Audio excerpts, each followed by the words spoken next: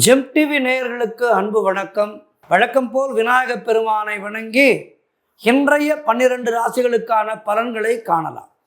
இன்று 29/12/2024 மார்கழி மாதம் 14ஆம் தேதி குரோதி வருடம் நல்ல ஞாயிற்றுக்கிழமை, அற்புதமான நாள். இன்றைய ஆதிக்க கிரகம் சூரிய பகவான். நாம் வழிபட வேண்டிய தெய்வம் சூரியனை வழிபட வேண்டும். இன்றைய விசேஷம் மாத சிவராத்திரி, சிவன் கோவிலுக்கு செல்ல வேண்டும். இன்றைய சூரிய உதயம் காலை 6:30 சூரிய அஸ்தமனம் மாலை 5:52. இன்றைய நல்ல நேரம் காலை 7:45 முதல் காலை 8:45 வரை, மதியம் 3:15 முதல் மாலை 4:15 வரை. இன்றைய ராகு காலம் மாலை 4:30 முதல் மாலை 6 வரை. இன்றைய யமகண்டம் மதியம் 12 முதல் மதியம் 1:30 வரை. இன்றைய குளிகை நேரம் மதியம் 3 முதல் மாலை 4:30 வரை. இன்றைய சுபகோரை, இன்று குருகோரை நேரம் காலை 11 முதல் மதியம் 12 வரை. இன்றைய நட்சத்திரம் இன்று நாள் முழுவதும் கேட்டை நட்சத்திரம் இருக்கின்றது. இன்றைய திதி இன்று அதிகாலை 3:54 பின்பு தேய்பிறை சதுர்தசி.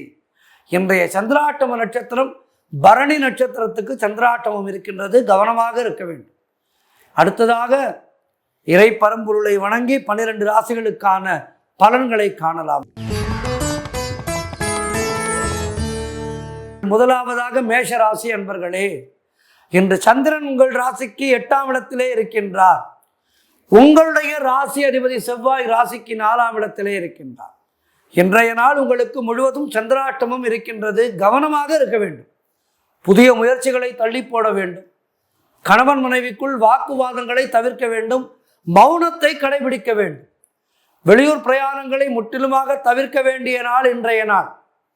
சரி சார், சந்திராட்டமத்தை வெளில போனால் என்ன நடக்கும் என்றால், சந்திராட்டம நாளிலே நிச்சயமாக வெளியூர் சென்று தீர வேண்டும் என்றால் விநாயகர் கோவிலுக்கு சென்று ஒரு நெய் தீபம் ஏற்றி வைத்து விட்டு செல்லுங்கள். இதை நான் பலமுறை சொல்லியிருக்கின்றேன்.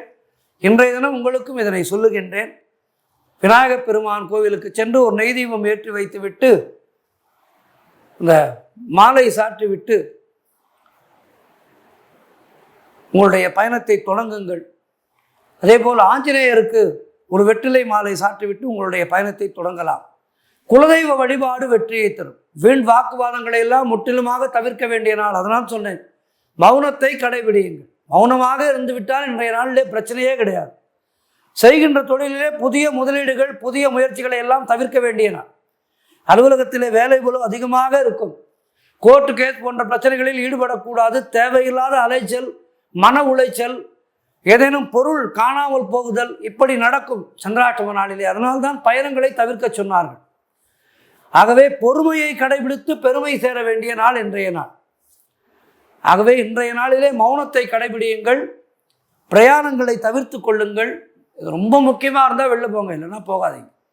அப்படி இருந்து சந்திராட்டம நாளை கடந்து செல்லுங்கள். சூரிய பகவானை வணங்குங்கள். ஆஞ்சநேயர் கோவிலுக்கு செல்லுங்கள். வாழ்த்துக்கள். அடுத்ததாக ரிஷபராசி அன்பர்களே, இன்று சந்திரன் உங்கள் ராசிக்கு 7ஆம் இடத்திலே இருக்கின்றார். உங்களுடைய ராசி அதிபதி சுக்கிரன் ராசிக்கு 9ஆம் இடத்திலே இருக்கின்றார். ஆகவே திருமணம் சம்பந்தமான சுபகாரிய பேச்சுவார்த்தைகள் இனிதே முடிகின்ற நாள். புதிய முயற்சிகள் வெற்றியை தரும். பொருளாதாரம் திருப்திகரமாக இருக்கும். பிள்ளைகளால் பெருமை ஏற்படும். வாழ்க்கை துணையால் மகிழ்ச்சி உண்டாகும். நண்பர்கள் மூலம் நல்ல அனுகூலம் உண்டாகின்ற நாள். சிலருக்கு வீடு, வண்டி, வாகன மாற்றம் ஏற்படும். பழைய பாக்கிகள் வசூலாகும். காரிய வெற்றிகள் உண்டாகின்ற நாள். எடுத்த காரியத்தில் எல்லாம் வெற்றி கிடைக்கும். பூர்வீக சொத்திலே இருந்து வந்த பிரச்சனைகள் எல்லாம் விலகும். குலதெய்வ வழிபாடு செய்வீர்கள். உறவினர்களோடு இருந்து வந்த மன வருத்தங்கள் தீரும். தொழில் மற்றும் வியாபாரத்திலே நல்ல முன்னேற்றம் உண்டாகும். அலுவலகத்திலே இருந்து வந்த நெருக்கடிகள் எல்லாம் குறையும். கடன் பிரச்சனைகள் தீரும். மனம் சந்தோஷமாக இருக்கும். ஆகவே இன்றைய நாளிலே சூரிய பகவானை வணங்கி மேலும் நற்பலன்களை பெறுங்கள். வாழ்த்துக்கள். அடுத்ததாக மிதுன ராசி அன்பர்களே, இன்று சந்திரன் உங்கள் ராசிக்கு 6ஆம் இடத்திலே இருக்கின்றார். உங்கள் ராசி அதிபதி புதன் ராசிக்கு 6ஆம் இடத்திலே இருக்கின்றார். ஆகவே இன்று சிலருக்கு வேலை மாற்றம் உண்டாகும். அலுவலகத்திலே வேலை பளு அதிகமாக இருக்கும். தேவையில்லாமல் மற்றவர்களுடைய விஷயங்களிலே தலையிடக்கூடாது. குலதெய்வ வழிபாடு வெற்றியை தரும். வீண் வாக்குவாதங்களை எல்லாம் தவிர்க்க வேண்டிய நாள். சிலருக்கு மேலதிகாரிகளால் நெருக்கடிகள் உண்டாகும். தொழிலிலே புதிய முதலீடுகளை முற்றிலுமாக தவிர்க்க வேண்டிய நாள். வெளியூர் பயணங்கள் செல்வதை தவிர்க்க வேண்டும். புதிதாக கடன் எதுவும் வாங்காதீர்கள். பொருளாதாரம் நெருக்கடியாக இருக்கின்றது. ஆகவே இன்றைய நாளிலே கவனமாக இருங்கள். கவனமாக இருந்து இறைவனை வேண்டி இன்றைய நாளை கடந்து செல்லுங்கள். சூரிய பகவானை வணங்குங்கள். ஆதித்ய ஹிருதயம் படியுங்கள். வாழ்த்துக்கள். அடுத்ததாக கடகராசி அன்பர்களே, இன்று சந்திரன் உங்கள் ராசிக்கு 5ஆம் இடத்திலே இருக்கின்றார். ஆகவே இன்று உங்களுக்கு முன்னோர் சொத்திலே இருந்து வர வேண்டிய பணம் கைக்கு வரும்.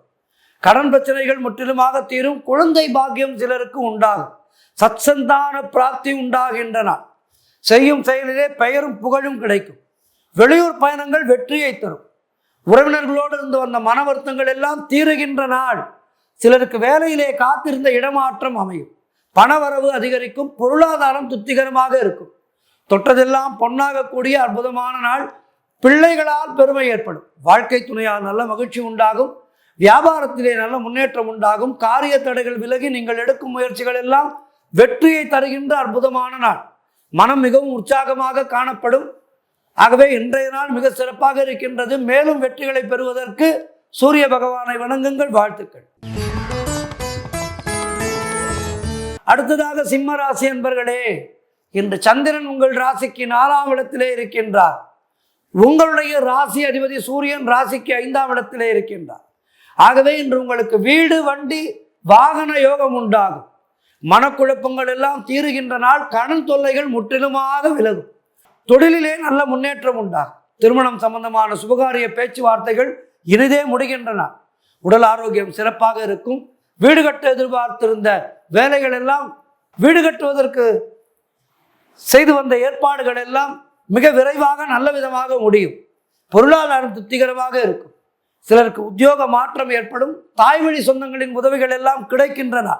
கணவன் மனைவியிடையே நல்ல ஒற்றுமை ஏற்படும். காரிய அனுகூலம் உண்டாகும். புதிய முயற்சிகள் வெற்றியை தரும். திடீர் வேலை மாற்றம் ஏற்படும். அது நல்ல மாற்றமாக இருக்கும். நண்பர்கள் மூலம் நல்ல உதவிகள் கிடைக்கும். பழைய பாக்கிகள் வசூலாகும். சிறப்பாக இருக்கின்றது இன்றைய நாள். மேலும் சிறப்புகளை பெறுவதற்கு சூரியனை வணங்குங்கள். வாழ்த்துக்கள்.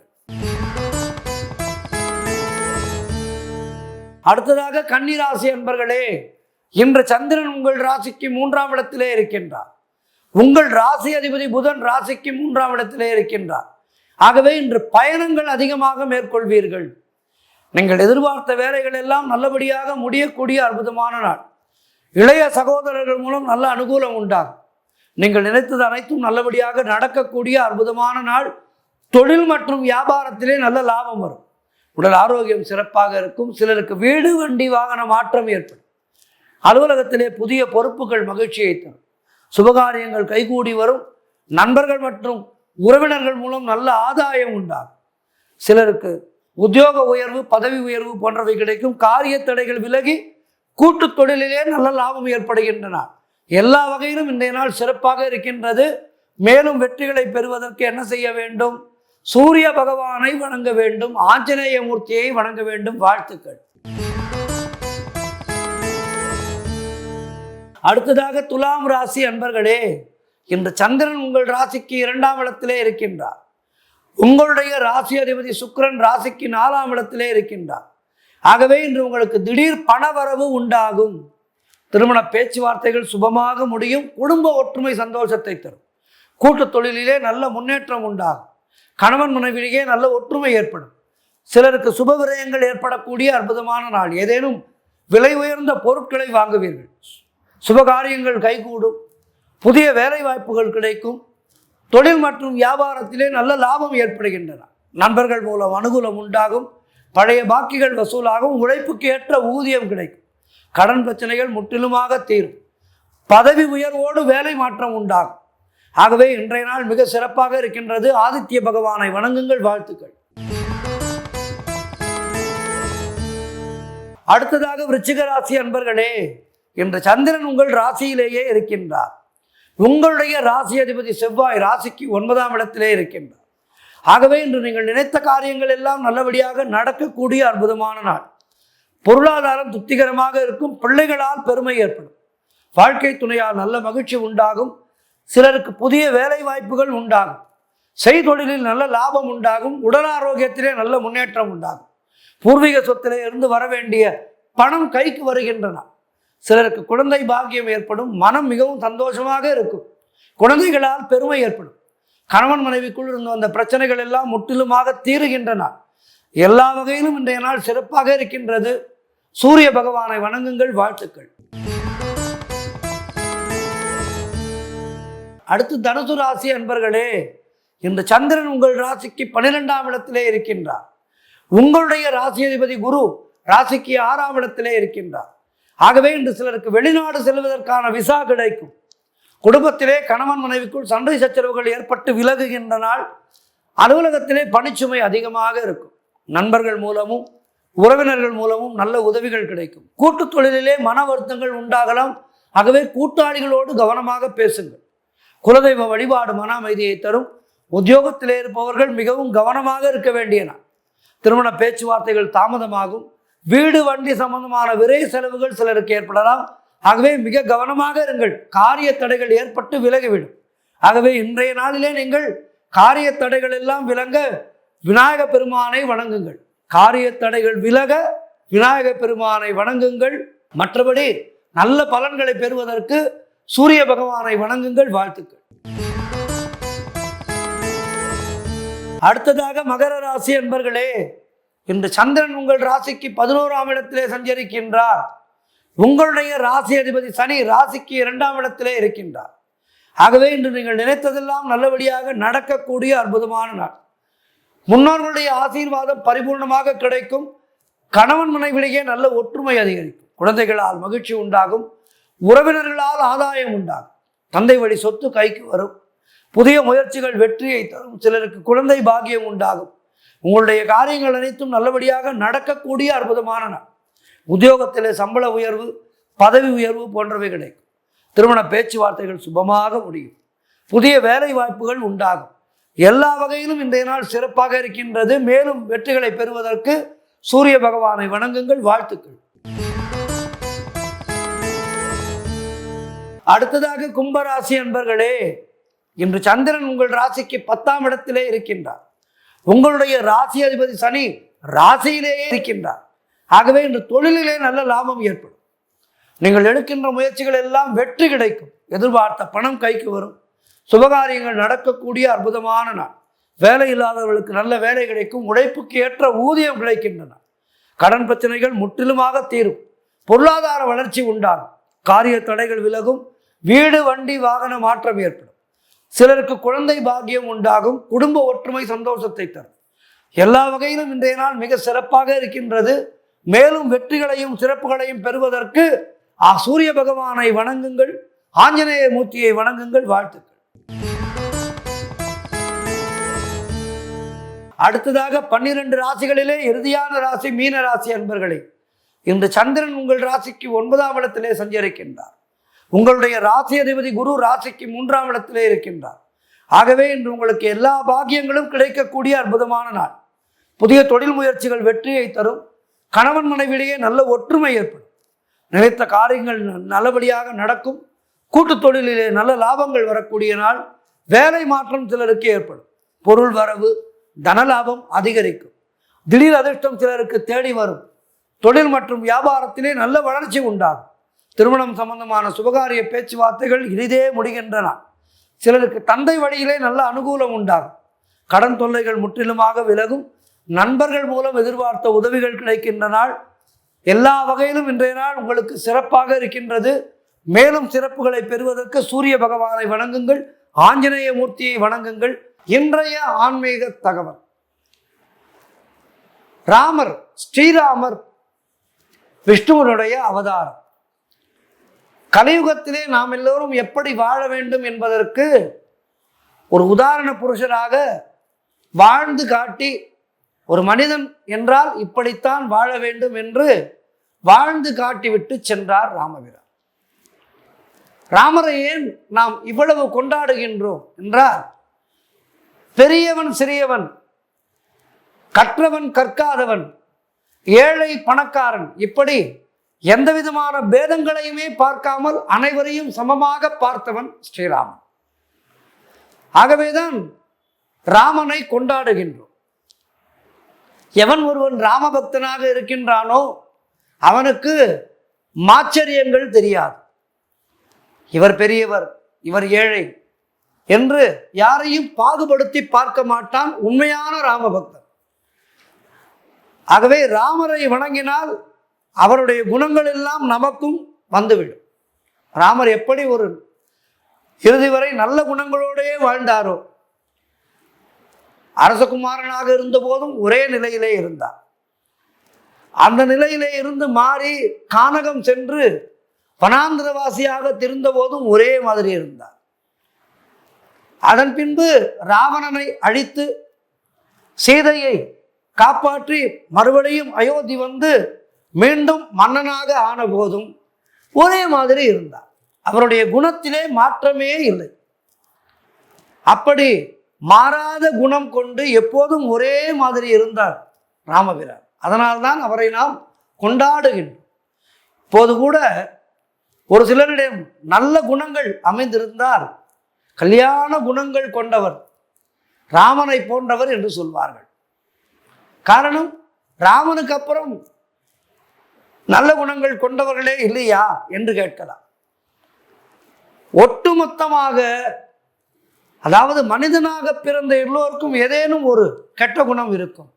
அப்படி இல்லாமல் மனிதனாக பிறந்து முழுக்க முழுக்க நல்ல குணங்களோடு வாழ்ந்தவன் ராமன். அதனால்தான் ராமனை நல்ல குணத்துக்கு ராமா என்று ராமனை ஒப்பிடுகின்றோம். இப்படி வாழ்ந்து காட்டி போனார். தன்னுடைய அவதாரத்தை முடித்து கொண்டார் ராமர். பரதன் சத்ருகனோடு கேகய ராஜ்யத்திற்கு செல்கின்றார் தசரதன். ராமனுடைய உயர்ந்த குணங்களையும் மக்கள் அவனிடம் கொண்டிருந்த அன்பையும் நினைத்து தசரதருக்கு சற்று மனம் சந்தோஷமானது. மனம் சந்தோஷமானதுக்கு காரணம், ராமனின் பால் மக்கள் இத்துணை தூரம் அன்பும் மரியாதையும் வைத்திருக்கின்றார்களே என்று. நாளை அனும ஜெயந்தி, இன்று நாம் ராமரை பற்றி பேசுகின்றோம். எத்தனை பொருத்தமாக இருக்கின்றது பாருங்கள். இன்று ராமரை பற்றி பேசுகின்றோம், நாளை அனும ஜெயந்தி, நாளை அனுமனுடைய கல்யாண குணங்களை பற்றி பேச இருக்கின்றோம். ஆகவே மக்கள் ராமனிடம் கொண்டிருந்த அன்பை நினைத்து தசரதருக்கு மிகவும் சந்தோஷம். தன்னுடைய மகனை மக்கள் இப்படி புகழ்கின்றார்களே என்று அவருக்கு ஆனந்தம். அந்த ஆனந்தத்தை நினைத்த போது ஒரு சமயம் அவருக்கு, ஆகா, தனக்கு முதுமை வந்து விட்டது, மக்கள் தன்னுடைய மக்களை கொண்டாட ஆரம்பித்து விட்டார்கள், அதாவது தன்னுடைய மகன்களை கொண்டாட ஆரம்பித்து விட்டார்கள், நமக்கு முதுமை வந்து விட்டது என்பதை உணர்கின்றார் தசரதர். உடனே ராமனை யுவராஜாவாக பட்டாபிஷேகம் செய்ய வேண்டும் என்று தீர்மானித்து விட்டார். ராமனுக்கு பட்டாபிஷேகம் செய்ய வேண்டும் என்று தீர்மானித்து விட்டார். தசரதர் தன்னுடைய அரண்மனைக்கு ராமனை வரவழைத்தார். என்னுடைய மனதிலே சில சஞ்சலங்கள் எல்லாம் இருக்கின்றது ராமா, ஆகவே உனக்கு உடனடியாக பட்டாபிஷேகம் செய்ய வேண்டும் என்று நினைக்கின்றேன். நாளையே பட்டாபிஷேகம், உடனடியாக அதற்கு தயாராவாயாக என்று உடனடியாக பட்டாபிஷேகத்துக்கு நாள் குறிக்கின்றார் தசரத சக்கரவர்த்தி. இன்றிரவு நெய்யும் சீதையும் விரதமாக இருங்கள் என்று கூறுகின்றார். ராமர் கௌசல்யாதேவியின் அரண்மனைக்கு வந்து அம்மாவிடம் நல்ல செய்தியை பகிர்ந்து கொள்கின்றார். கௌசல்யை ராமனை ஆசீர்வதிக்கின்றார். ராமா, கேட்கவே மனதுக்கு சந்தோஷமாக இருக்கின்றது. உன் தந்தை மிகவும் சரியான முடிவை எடுத்திருக்கின்றார். உன்னுடைய அப்பாவின் ராஜ்யத்திலே மக்கள் எப்படி சந்தோஷமாக இருந்தார்களோ, காரணம் தசரத சக்கரவர்த்தி நேர்மை தவறாமல் ஆட்சி புரிந்தார். அவரை போலவே உன்னுடைய ஆட்சியிலேயும் மக்கள் சந்தோஷமாக இருப்பார்கள் என்று உள்ளம் மகிழ கௌசல்யை ஸ்ரீராமனை ஆசீர்வதிக்கின்றார். கௌசல்யை ராமரை ஆசீர்வதிக்க மிகுந்த சந்தோஷத்தோடு கைகேயிடம் சென்று ஆசீர்வாதம் வாங்க வேண்டும் என்று ராமர் நினைக்கின்றார். அதற்கு இடைப்பட்ட காலத்திலேதான் கைகேயிடம் கூனி, இந்த கூனியின் மேல் ராமர் ஒரு முறை விளையாட்டாக பானத்தை அடித்து விடுகின்றார். அதிலிருந்து இந்த கூனிக்கு மக்கள் அனைவருக்கும் ராமனை பிடித்தாலும் கூனிக்கு ராமனை பிடிக்கவில்லை. அவளுடைய பெயர் மாந்தரை என்பது. அவள் என்ன செய்கின்றாள்? நேரத்திற்காக காத்திருக்கின்றாள். நேரத்திற்காக காத்திருந்து ராமனை பழிவாங்க வேண்டும் என்று தன் மனதுக்குள்ளே வைத்திருந்து சரியான நேரத்திலே கைகேயிடம் சென்று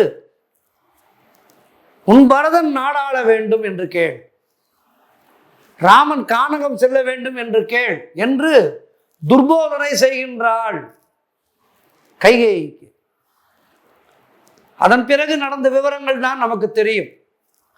கைகேயி தசரதனிடம் 2 வரங்கள் கேட்க, அந்த 2 வரங்களால் ராமருக்கு 14 ஆண்டு காலம் வனவாசம்.